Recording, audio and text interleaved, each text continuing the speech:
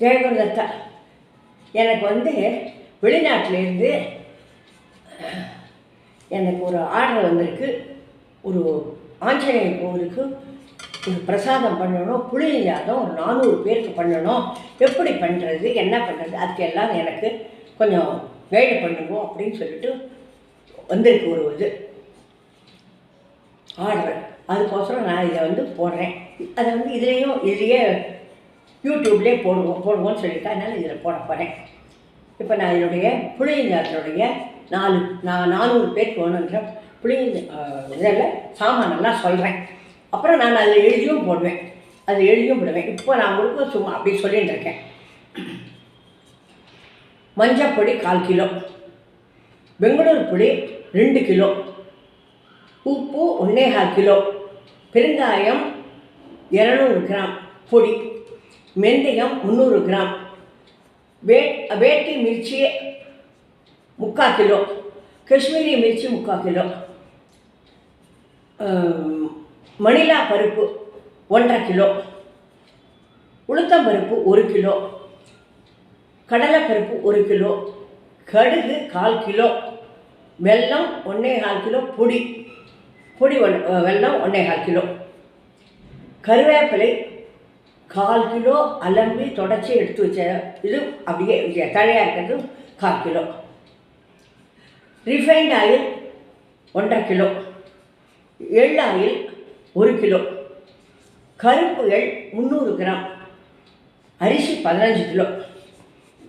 இதுதான் என்னுடைய சாமான். இந்த சாமான் நான் உங்களுக்கு அதிலேயும் எழுதுகிறேன். இப்போ இதை எப்படி பண்ணுறதுன்றதை நான் உங்களுக்கு சொல்கிறேன். இந்த பருப்புகள்லாம் இருக்கே,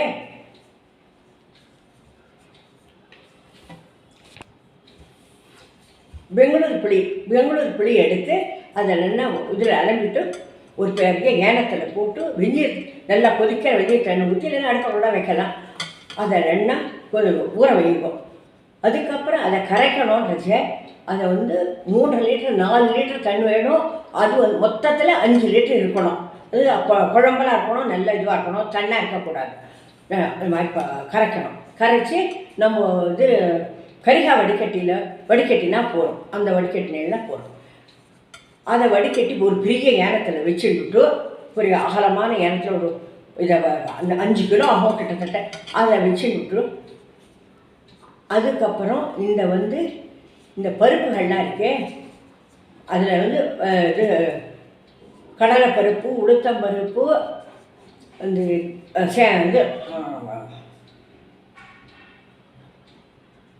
வேர்க்கடலை, இதெல்லாம் இந்த 3ல் 1 பங்கை எடுத்து வச்சுட்டு 2 பங்கை ஒவ்வொன்றையும் தனித்தனியாக வறுத்துக்கணும். ஒவ்வொன்றையும் தனித்தனியாக ட்ரையாக வறுத்துக்கணும். எண்ணெயெல்லாம் விடக்கூடாது. ட்ரையாக வறுத்துட்டு ஒவ்வொன்றையும் தனித்தனியாக போட்டு வச்சுட்டு, அதுக்கப்புறம் இந்த மெந்தியம், எள், அதெல்லாமும் எல்லாமே தனித்தனியாக வறுத்து வச்சுக்கணும்.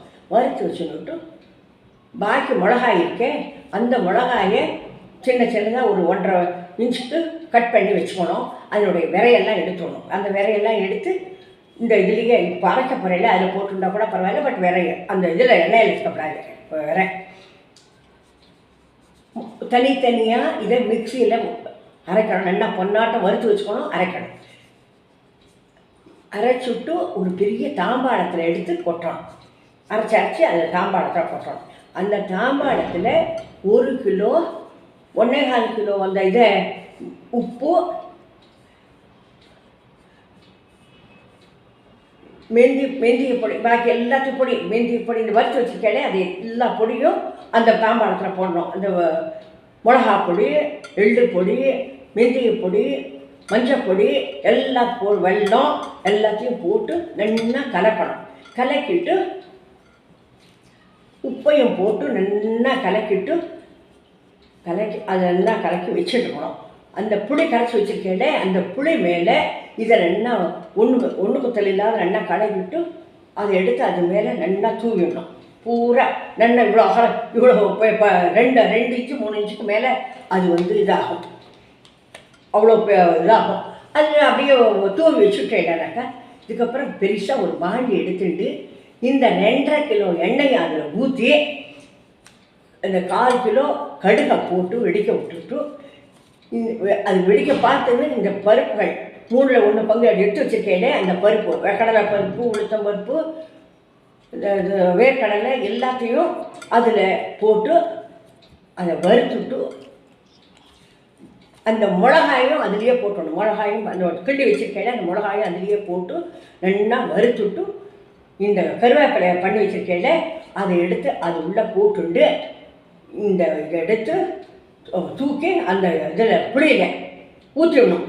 கிடுகிடுன்னு ஊற்றிட்டு நல்லா 4 பக்கத்துலையும் ஊற்றிடும். இப்போ 4 பக்கத்துலையும் வந்துடும். அது ஏன்னாக்கா நிறைய எண்ணெய் இருக்குது, அதனால ஒன்றும் ப்ராப்ளம் இல்லை.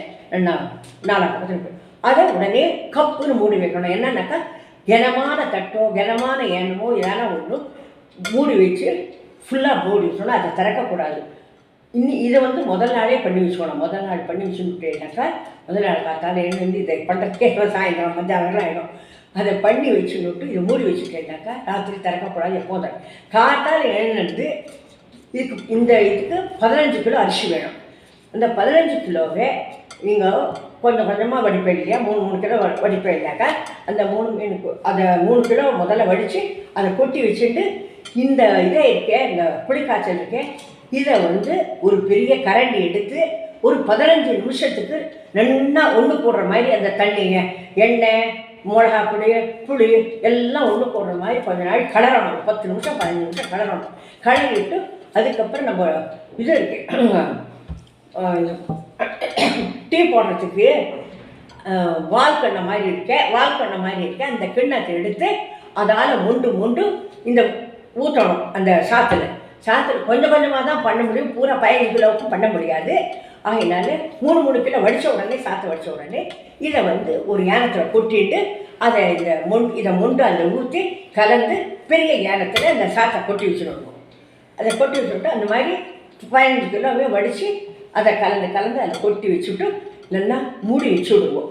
மூடி வச்சுட்டு ஒரு 2-3 மணி நேரம் 4 மணி நேரத்துக்கு திறக்க வேண்டாம். நீங்கள் பூஜை எல்லாம் பண்ணிவிட்டு எப்போ சாப்பிட்றதுக்கு இதாக பிரசாதம் கொடுக்கணுமோ அப்போ எடுத்து கொடுத்தா போகிறோம்.